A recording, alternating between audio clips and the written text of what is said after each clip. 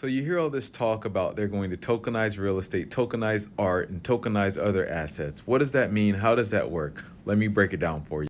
So let's say you had $1 million of digital assets, some token, whether it be Bitcoin, Ethereum, Doge, whatever. Let's just use Bitcoin for this example. And you wanted to buy a $1 million house in the beautiful city of Miami, Florida. You would need to sell your $1 million worth of Bitcoin to convert it into cash and then wire that $1 million cash to the title agency to purchase the home. In the process of doing that, you would have paid commissions to the brokerage that was holding your Bitcoin for selling that Bitcoin and converting it into cash, and then more commissions to the bank for wiring that money to the seller to purchase the home.